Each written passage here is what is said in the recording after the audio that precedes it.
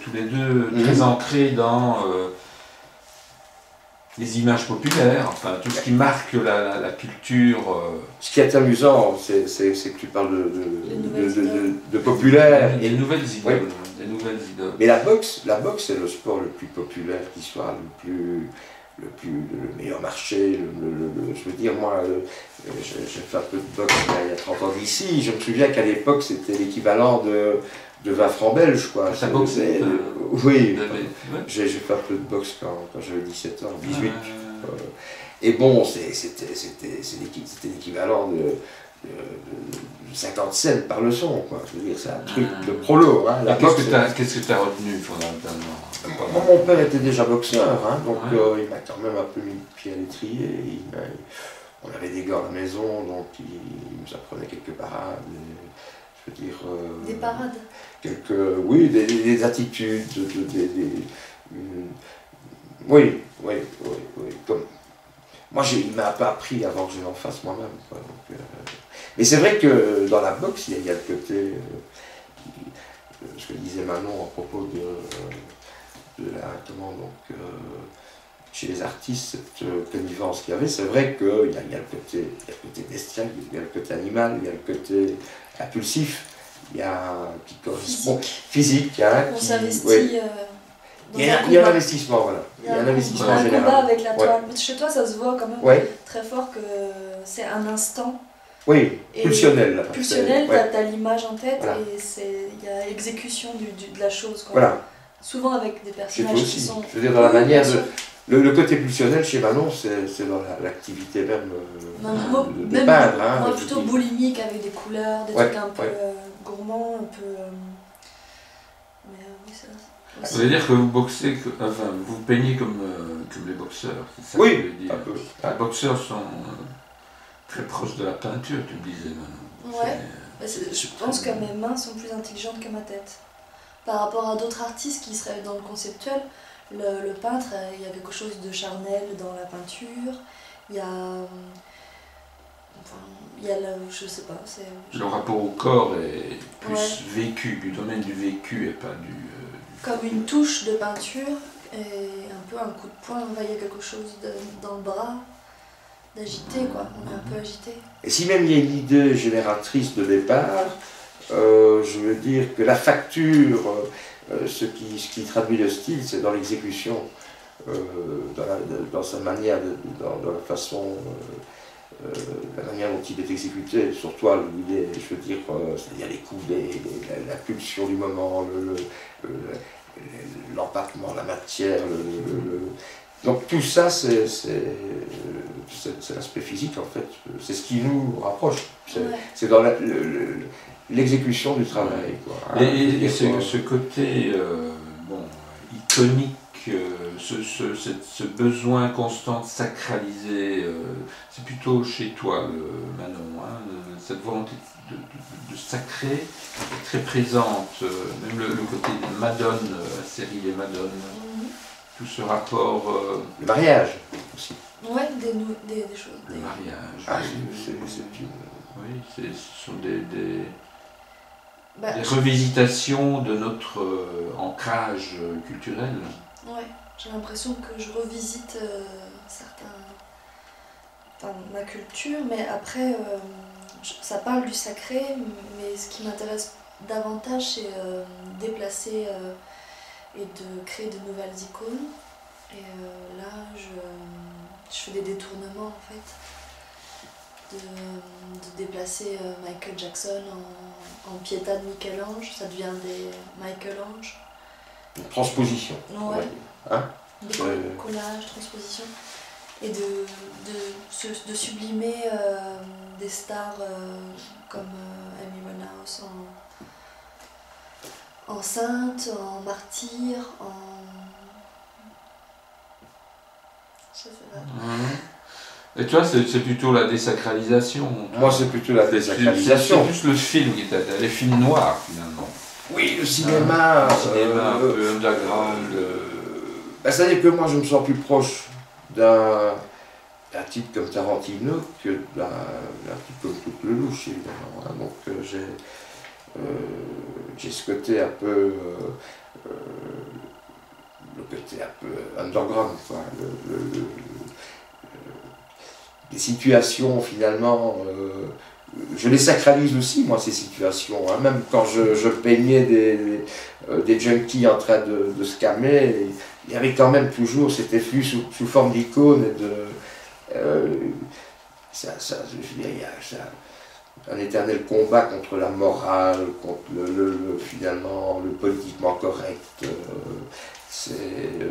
Moi, c'est vis-à-vis de ça que je me bats. Et puis, c'est pouvoir amener finalement des situations qui sont assez atypiques par rapport à la vie en général et qui font partie de la vie, quelque part aussi, d'une certaine couche sociale. Tu parlais de la lune et moi du soleil. Voilà. Oui, mais je parlais de cette dualité chez vous qui est tout à fait naturelle. Ouais, lui, s'il voit plutôt les choses en noir, le côté sombre, existentiel. Hein, existentiel, mais toi tu es existentiel, mais plus solaire, plus, je dirais, du sud. Ouais. C'est un solaire plutôt italien, plus italien qu'espagnol. Moi, je suis baroque. Ouais. Baroque, ouais. Oui.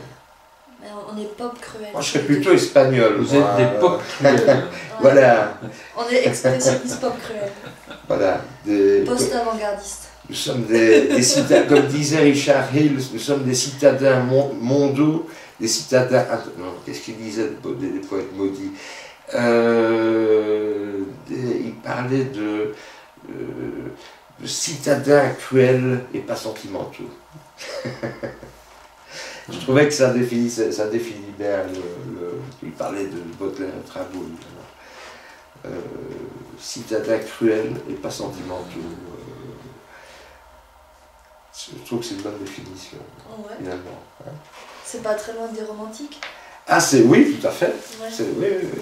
Mais il y a un côté romantique chez Manon. Il y a un côté romantique chez moi aussi, qui est plus. Mais moi, j'essaie de me moquer, de mon romantisme. Oui, il y a toujours. Oui, on parlait de ce rapport Basquiat-Warhol. Finalement, c'est un couple très particulier dans le monde. Ah, tout à fait. Hein. Surtout que ce sont deux personnalités, deux travails bien distincts. Hein. Je veux dire, d'un côté, on a un artiste conceptuel, on va dire, pop art, mais bon, il est plus conceptuel qu'expressionniste, Warhol. Hein. Et puis d'un autre côté, on a ce jeune peintre, là, hein, Jean-Michel Basquiat, qui lui est une sorte d'expressionniste un peu primal, là, un peu, hein, je veux dire... Tu as fait une peinture où tu t'es représenté dans l'affiche qu'on connaît de... L'affiche, la dualité entre Warhol et Basquiat, oui. Tu as pris la peau de Jean-Michel Basquiat, ouais, et toi, Manon, tu es plus proche de Warhol, finalement. Hein, j'ai eu aussi une fascination très forte pour Basquiat. Oui, ça a aussi été une émotion dans les peintres. Basquiat, c'est plutôt le côté animal. Warhol, c'est le côté dandy. Cliché, Aujourd'hui, je pense que ce qui m'intéresse aussi, c'est la multiplication. J'ai fait des sérigraphies de travaux. Là, la gravure aussi, c'est un moyen de répéter les images, de multiplier. À Noël, par exemple, j'ai une petite peinture pour tout le monde, dans mes amis, les collectionneurs ou ma famille, qui est toujours la même. Donc si j'ai un paysage sous la neige, je vais faire 20 paysages sous la neige à Noël. Je crois que finalement la répétition, la reproduction, l'abondance m'intéresse. Comme chez Warhol, à un moment c'était une factory, mais j'aime bien aussi l'humour qu'il utilise dans son travail. Mais le couple était assez... c'était un couple atypique, hein. Quand on a fait la séance photo pour le carton d'invitation, on s'est remémoré. Oui, un peu l'affiche de Warhol Basquiat, ben oui. Et c'était bien parce que finalement on est dans ces mouvements, là tous les deux. C'est vrai qu'il y a un rapport terrible, hein, je veux dire. D'un côté, Manon... Finalement, tous ces artistes se sont représentés en boxe. Beuys, la boxe aussi. Ouais. Ah oui, ça je sais pas. Ça fait partie d'un rituel pratiquement. C'est un rituel, oui. Oui, oui. Donc c'est une Confrontation, même C'est une si... confrontation ouais. physique et en même temps de l'esprit. Hein, je veux dire, il y a un esprit combatif, il y a tout comme ça, il y a une stratégie terrible dans la boxe. Je veux dire, les meilleurs boxeurs, ce sont les boxeurs qui, comme Cassius Clay, qui ont élevé, je veux dire, ce sport et qui l'ont mis finalement, ou qui l'ont élevé au rang finalement d'œuvre d'art. Hein, je veux dire, l'attitude de Cassius Clay, elle est plus que celle d'un boxeur. Je veux dire, il a réellement développé un style. Et tout le peuple noir américain qui se sont retrouvés dans des convictions qui sont représentés par des boxeurs comme ça. D'ailleurs, Basquiat, à un moment, a fait une série de boxeurs. Aussi, c'était que des noirs américains. Tout à fait. C'était ses idoles à lui aussi. Et c'était très important pour l'image des noirs américains à cette époque-là. Il y a le côté lutte aussi, il y a le côté combat, il y a le côté...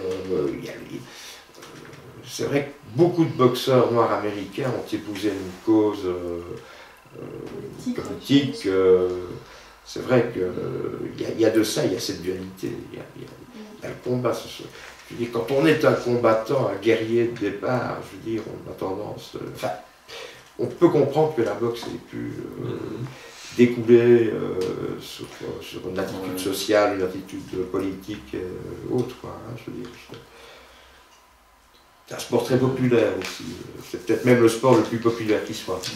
Hein, je veux dire, c'est un sport de pauvre, la boxe. Hein, je veux dire, c'est chouette aussi qu'on aborde le sujet de la gravure parce que finalement, la peinture c'est quelque chose de direct et la gravure c'est aussi quelque chose où on va retirer de la matière, on a une gouge et c'est quelque chose qui est physique aussi. Ah, tout à fait. Un peu tranchant, un peu... tu as un grand format de gravure et tu retires de la matière. Il y a aussi quelque chose de... Il y a une blessure aussi. Laborieux, il y a un côté cicatrice. Hein, je veux dire, c'est la cicatrice que l'on laisse sur le linoléum qui va finalement s'imprimer sur la feuille. Hein. Donc c'est une trace. Et ce besoin que tu as d'utiliser la matrice comme unicum, comme pièce... peut-être que là justement, je vais arrêter la multiplication et j'en fais une pièce unique au lieu de faire des multiples. Tu sacralises. Le bas-relief devient sacré et pièce unique, parfois, je suis plus touchée par la matrice gravure que par l'empreinte. Donc c'était pour ça que je préférais finalement exposer que mes matrices. Et toi, David, tu singularises par les taches de doigts. Oui, aujourd'hui, un ami reconnaît une gravure de David Pirotte aux taches de doigts. Mais moi, je suis persuadé que... Tu peux le doigt, tu fais de toi le doigt. Non, mais je laisse des traces de négligence. Et je suis convaincu c'est le cas d'un objet, de tout ce qui est finalement objet. Finalement, les traces de négligence personnalisent l'objet. Finalement, c'est là qu'il se singularise. Hein. C'est à travers un mauvais traitement ou ça laisse une patine. Et c'est vrai que dans le cadre de la gravure, je veux dire, c'est identifiable tout de suite. Et même au niveau de l'empreinte digitale. C'est organique. Voilà, c'est un côté. Je veux dire, ça dépasse le cadre un peu finalement du champ. L'esthétique, c'est quoi pour vous? Ça représente quoi? Parce que c'est très... vous parlez beaucoup de côté sauvage, animal, mais il y a quand même une esthétique sous-jacente. Vous êtes des grands classiques tous les deux. Il y a une esthétique de la bad painting aussi.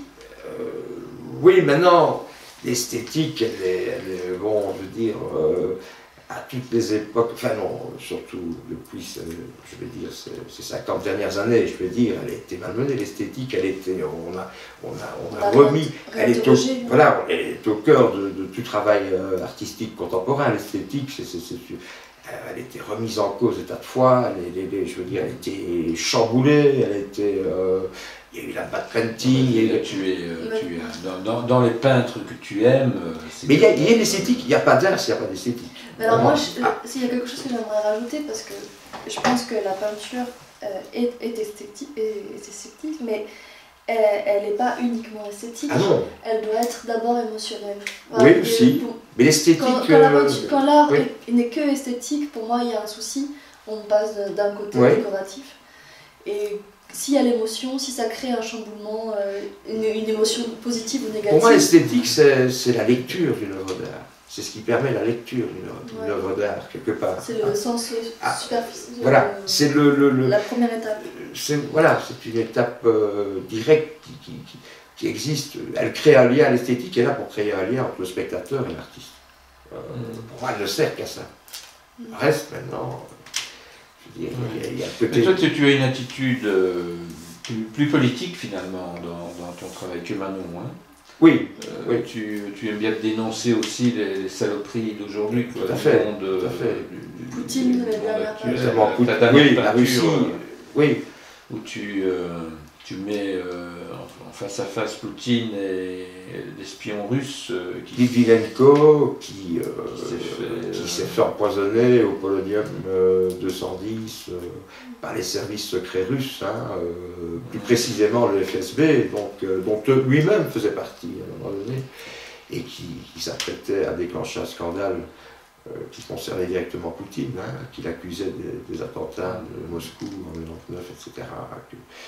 Et donc, il s'est fait empoisonner en cours de route en Angleterre, parce qu'il était en exil. Donc, oui, non, il y a tout ça. Le fait qu'on reçoive comme ça ces hommes d'État, qu'on les décore de la Légion d'honneur, alors que ce sont des assassins, ils sont prêts à tout. Je veux dire, comme beaucoup de politiciens, mais particulièrement dans un pays comme la Russie, qui a un passé terriblement tragique. Dans le monde de l'art d'aujourd'hui, qu'est-ce qui vous intéresse encore comme moi, je suis très type de éclectique. peinture, par exemple, Oui. type d'art quels sont vos centres d'intérêt dans les... Moi, j'ai des goûts à l'antipode, des fois, de ce que je fais moi-même comme travail. C'est-à-dire je peux, par exemple, aimer un artiste comme Matthew Barney, ou comme David Nebreda, ou des gens comme Danny DeVos qui font de l'happening, des performances. Dans la photo, j'adore Peter Whitkin, mais lui, il est peut-être plus en corrélation avec ce que je fais. Ou alors des gens comme Jean-Pierre Reynaud, Tu aimes le minimalisme pur et dur. Mais oui, parce que... ça peut te nourrir aussi. Ça peut me nourrir aussi, et je fais une trêve par rapport à mon travail de peintre. C'est-à-dire que là, je suis dans une autre dimension, et ça me permet de respirer aussi un peu. Je ne saurais pas aller ne voir que des peintres qui travaillent dans mon sens. Ouais, moi dans ma bibliothèque, j'essaie de voir, mais je crois que j'ai un peu de tout. Aussi du vaudou. Ah oui, oui. Des peintures murales vaudou à Haïti, ou des peintures mexicaines d'ex-voto, ou de la peinture de primitifs flamands. Ouais, ouais. Ce qui m'intéresse, c'est aussi d'être assez large dans je crois qu'il les faut... influences, oui. de traverser par plein de cultures. Après, les Anglais aussi, dans leur humour, je te parlais de... Gilbert et Georges, notamment. Ouais. Mais les Belges sont super aussi dans l'humour. Ah oui, tu te retrouves, Manon, dans la Belge? Toi, tu es Ouais. française, d'origine. Mais je me sens pas du tout française. Non? Non. D'ailleurs, je vais essayer de demander la double nationalité bientôt. Ah, c'est marrant. Ouais. Non, tu te sens plus proche de c'est quoi? C'est la baraque à frites qui t'a fait pencher Non, il y a beaucoup de choses. Il y a tellement de choses que j'avais pas assez dans... Et c'est vrai que la Belgique est un pays quand même assez singulier, je veux dire, à beaucoup de niveaux. Non pas seulement au niveau artistique, mais au niveau... à tous les niveaux d'ailleurs, au niveau même au niveau littéraire, au niveau des rituels festifs, au niveau du carnaval. Le carnaval, le kazoo, Malmedy, l'Égypte de Bâche, il y a comme ça toute une culture populaire, très riche. Pour moi, le carnaval est éminemment politique, éminemment religieux, c'est vraiment des fêtes où sont cachés... Ouais. Enfin, c'est l'occasion pour un être humain, finalement, c'est le seul moment où il peut changer de personnalité, devenir quelqu'un d'autre. Mettre les masques. Voilà. se moquer de la religion, se moquer des institutions.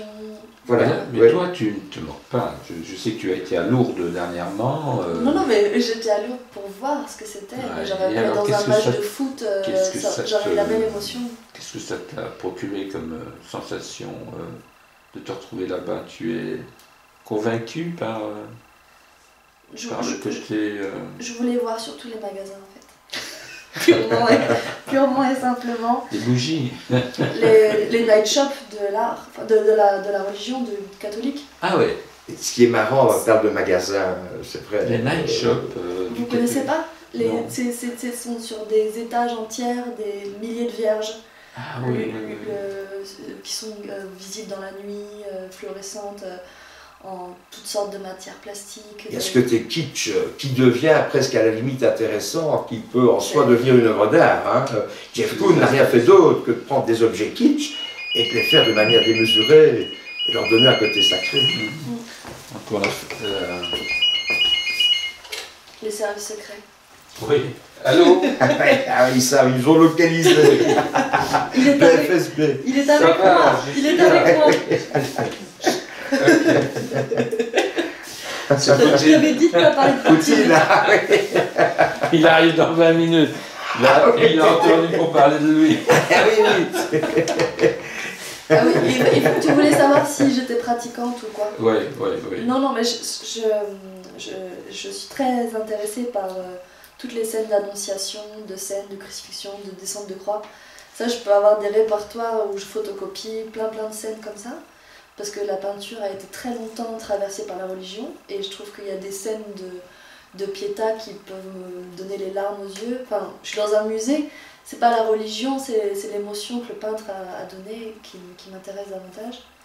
Donc, et pour finir, l'art est ma religion, et je fais référence à ma culture, je détourne ma culture, je déplace les nouvelles icônes, mais avant tout, c'est la peinture qui dirige mon C'est ça. mon Mais existence. tu es très Madonna dans le style. Hein. Mais l'art est un aussi. rituel aussi. Ouais, ouais. L'art est une Ouais. sorte de rituel presque religieux. Hein, je veux dire. Et toi, tu es attiré par la religion aussi? Enfin, par le côté. Je me sens. Je ne peux pas me, T'es un grand me mystique. désintéresser. C'est un grand mystique. Mais parce qu'elle gère encore la moitié du monde d'aujourd'hui, la religion. Je veux dire, peut-être plus en Occident, on n'a C'est- peut-être plus de poids. Le 21e Mais- siècle sera religieux. Qu'est-ce que vous Mais pensez, qu'est-ce que les vous guerres, de pensez nouveau, sur sont religieuses. l'événement actuel qui a fait la une, que Benoît XVI se démobilise complètement pour. C'est magnifique, Ah, il y a eu c'est un trop éclair, il y a eu un l'unité, éclair c'est- sur le Vatican. Oui. Oui, Mais moi, par je exemple, sais. ce genre d'image peut me bouleverser, quoi. Juste que cet éclair est arrivé à ce moment-là. C'est clair. C'est comme image. mystique. C'est touchant, C'est c'est mystique. touchant, parce que c'est l'homme qui reprend le pas, là, finalement, sur son statut de pape, presque de représentant religieux, je veux dire, à l'extrême. Là, on voit Oui, que c'est l'être humain qui prend une décision, Nous, et non plus le pape, quoi. on est pop et pas on n'est pas pape, on est pop. Oui, on est pop. Terminé comme On ça. est pop. Warhol, là, d'ailleurs, s'est fait photographier à côté de Jean-Paul II. là. C'est vrai? Ouais, ouais. Warhol? Ouais. Les factories où les gens partout se défonçaient, le dimanche, très pieusement, il allait avec sa mère à l'église. Tous les dimanches, sans exception. Donc il y avait un côté paradoxal chez Warhol. C'est un être un peu. Mais c'était un grand mystique. Oui, d'ailleurs, lui aussi a repris la dernière scène de Vinci. Je veux dire, il en a fait une sérigraphie. C'était puis sa d'autres- dernière peinture. d'ailleurs. Et Marilyn Monroe, Oui, je pense. Marilyn Monroe a aussi cette figure. Et ce qui est marrant, oui, c'est que lui met les stars au même plan. Hein, Moi j'ai l'impression comme d'être dans toi, sa un lignée, peu. mais enfin, pas surtout, mais d'avoir son héritage en tout cas. Mhm. Il a porté Avec énormément ouais. à l'art. Andy Warhol a changé la manière de Et voir les alors, choses. Et il a détruit l'art aussi de manière. Oui, quelque part, il l'a radicalisé tellement fort, Il en a fait aussi. il l'a vulgarisé, radicalisé, Oui, oui. hein, la Mais Nietzsche, désacralisé. là-dedans. Ah oui, c'est Nietzsche. Nietzsche. le combat de Nietzsche. Nietzsche est un poète guerrier, philosophe. s'est battu. C'est un subversif, c'est un atypique, il est très cruel, Nietzsche, dans ce qu'il dit, dans ce qu'il... je veux dire, je ne suis pas d'accord avec tout. Maintenant, il y a des vérités vers lesquelles on ne peut pas aller contre. Lorsqu'il dit que finalement les guerres ont été plus fructueuses pour la société, pour la science, que l'amour du prochain. Je veux dire, il dit ça. Il dit que les guerres ont engendré plus de progrès, finalement au niveau social, que l'amour du prochain. On fait plus changer les choses. Il n'a pas tort, quelque part. Il n'a pas tort. Maintenant, il va en contresens avec un type comme Gandhi, qui lui a accepté de prendre des coups, a refusé le combat, tout en installant un combat, mais pacifique. Ouais, oui, donc on a besoin des deux. On a besoin des deux, voilà, c'est ça. Voilà, tout à fait. Et il se positionne constamment à travers ces deux concepts, hein, je veux dire. Ok. Bien, bah écoute, il faudra pas oublier de citer Van Damme aussi. Ah oui, les Van Damme. Mais toi, tu es une fan de Van Damme. Je trouve très beau. Je préférais rencontrer De Niro que Van Damme. Finalement. Ah, moi aussi. C'est plus mon genre. Ah, moi aussi. Mais non, c'est l'acteur que j'aime le plus, moi, c'est Javier Bardem, c'est l'espagnol. Ah, Javier, oui, celui-là. Moi, il est capable de tout faire. C'est lui qui a fait Beautiful, ouais. un truc un peu très très beau. Ouais. C'est un gars qui... Le dernier film qui t'a marqué, David, c'est quoi? Ah, le dernier film qui m'a marqué, c'est le dernier Lars von Trier, c'est Mélancolia. C'est le film sur la fin du monde, avec Charlotte Gainsbourg et Kirsten Dunst. Magnifique. Tu as vu le film? Je crois que ça a influencé ma série de mariés qui se venge. Il y a un côté très mystique dans ce film-là, je trouve, justement, très, parce que la fin du monde est appréhendée de manière... romantique. Oui, romantique, allégorique. Hein, précis. Il y a le rituel du mariage par lequel on commence, et qui est le mariage en grande pompe, qui est un mariage très... Et puis alors, il y a cette catastrophe-là, qu'elle on ne veut pas croire, mais finalement... Cette météorite qui nous... Voilà. Mais finalement, on a vécu tout ça en quelques mois, ouais. Si on analyse tout ça. Et toi, le dernier film, c'est le... J'ai vu dimanche La bataille des Marolles à Bruxelles, avec des... C'était super chouette. C'était les Maroliens qui disaient non au palais de justice.